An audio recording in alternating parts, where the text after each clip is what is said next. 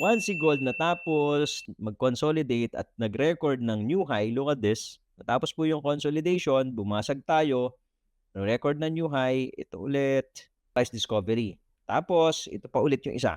So this happened, yung latest lang, October 13. No, nasa price discovery ka ni gold. So once nasa price discovery siya, madalas, mga titos and titas, ang bigay ng entry is nasa 2 minutes. Ibig sabihin po nun, yung pullback nito hindi ganun kalalalim. Kaya, tinitignan natin sa 2-minute time frame yung setup. Okay? Kasi sa 5, madalang magbigay. So ito po kanina, yung mga napasok ng kaninang umaga to, 9:52 before, ayan, 10 o'clock. Ito yung pinasok natin na setup kanina. I took profit na here eh. TP na tayo dito, tapos umaangat pa. Ngayon, wala pa ulit setup. So, we need to wait. We need to wait. Abang ulit tayo sa 2 minute, baka magbigay ulit. So, yan po yung mga entries. Yan po, yung mga entries sa 2 minutes. Yan. Pero pag nilipat ko to sa 5 minute, halos wala yan. Ito, ang last signal niya, entry niya sa 5 minute, kaninang alas 3 ng madaling araw. Ngayon, wala pa po. Kasi nga, nasa price discovery zone siya. Yung pullbacks ni gold pag nasa price discovery, mabababaw lang.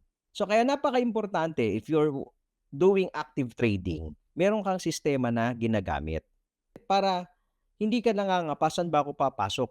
Kasi you want to trade actively, eh, 'di ba? Dapat systematic ka, right? So ngayon, abang-abang, okay?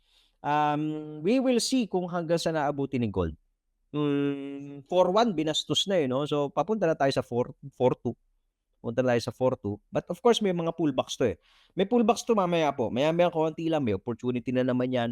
Okey, makakatipi na naman, titiba-tiba na naman yung mga TIPY traders natin. So, ito yung trade ko kanina, na-TP ko. Nasaan na? Ay, makita. Wait lang po, 'yan, ito, $4. Kahapon medyo maganda yung trade natin, 'no. Yung isa ko na-run ko ng $44, yung isa na-run ng 25, yung isa 8. So, tatlo lang. Ito lang yung setup natin kahapon. Isang setup lang po 'yan.